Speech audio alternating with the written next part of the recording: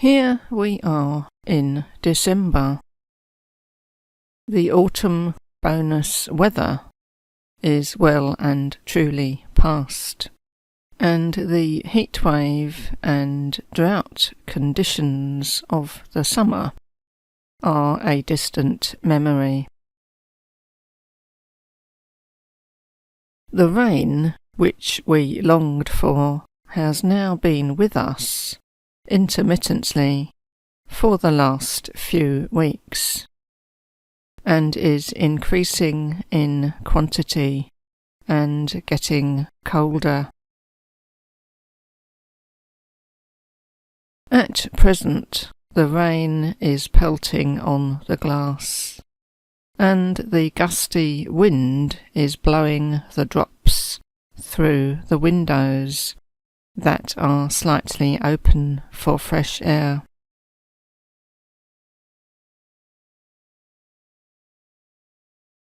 At the shops, people are rushing from one to the other to get all the things on their list, whether it is a mental list or a paper one, especially necessary with all the Christmas extras to be remembered. While everyone is writing shopping lists or wish lists, and children are writing lists of what presents they would like, I thought it would be interesting to compile a list of what is not wanted. We don't want too much rain, unless it turns to sleet, then rapidly to snow, with a beautiful covering of white, followed by a clear sky and sunshine to make it sparkle.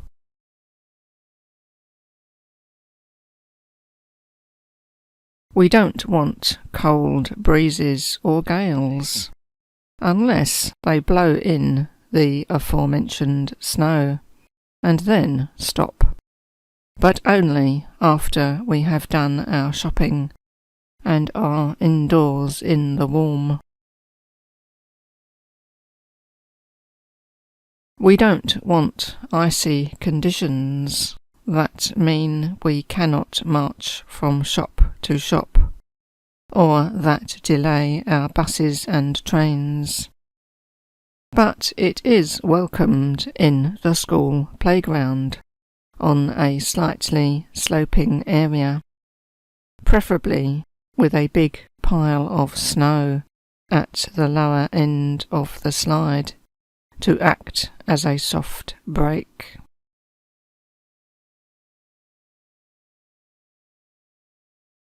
We don't want travel disruption, unless we are school children who get the wonderful message from the school admin office that everyone can stay at home today, and probably tomorrow as well. We certainly don't want extra homework to make up for the lost school hours from the snow day, unless we are asked to write an essay on our favourite YouTubes, which will, of course, need lots of investigation and research, or what we intend to do over Christmas, which would be a chance to edit and revise the gift wish list. We don't want extra work in the office over Christmas, unless it is paid overtime that will cover all the expenses incurred by the shopping and wish lists. We don't want the January sales to start in January, because that won't help us save money on all the things we would like to get before Christmas.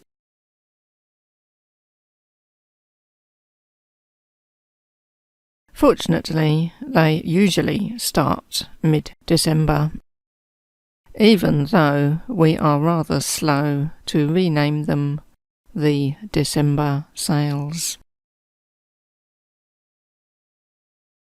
Then we don't want to buy stuff in the December sales, Cyber Monday or Black Friday, only to find there are further huge reductions in January. For the shorthand writer, there are a few things that I have found from experience definitely belong on the unwanted list. First and foremost is the writing instrument that is not working perfectly. I have found no remedy for a scratchy pen other than to try it on ultra-smooth, high-quality paper. And if that does not help, then it is time to replace it.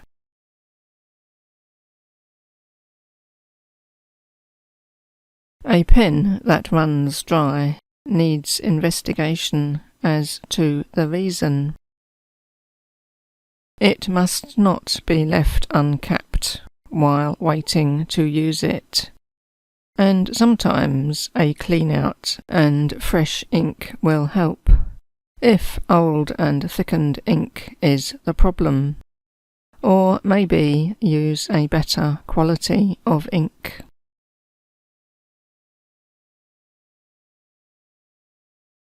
A pen that gets too inky at the nib when first taken out may respond to being stored with the nib and cap uppermost. With pencils, a broken lead is the bane of the shorthand writer, wobbling ominously during writing, with the inevitable collapse sideways of the fragment, or even falling out onto the pad, leaving you furiously scribbling with the sharp edges of the pencil wood for an outline or two, until you realise what has happened. This would be a disaster in an exam. It is prudent to keep several sharpened pencils at the ready during an exam, although time will be lost in the changeover, and that must be considered desperate measures indeed. Any pencil that has suffered a break should be marked up and demoted to practice duties only, as there are likely to be other fractures or weaknesses further along. The same applies to a pencil that has been dropped on a hard surface.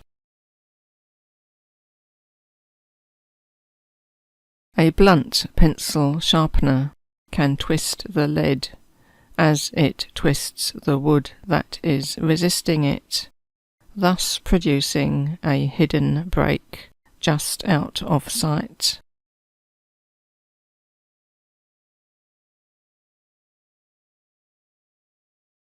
Another frightful item on the unwanted list is the shorthand pad that has scattered notes appearing on different pages.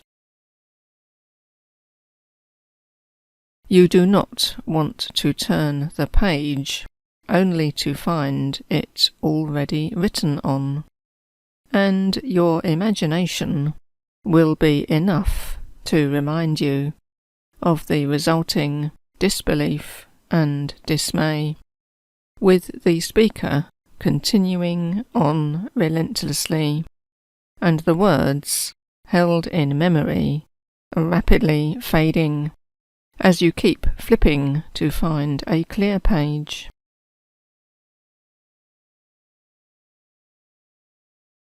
Keep a rubber band round the used pages so that new pages are used in strict sequence. Have a new pad for an exam, checking both sides of every page carefully, removing any with marks or spots, and ensuring no pages are stuck together. Gaining a pass mark is worth that small effort of preparation, and that is an item at the top of the definitely wanted list.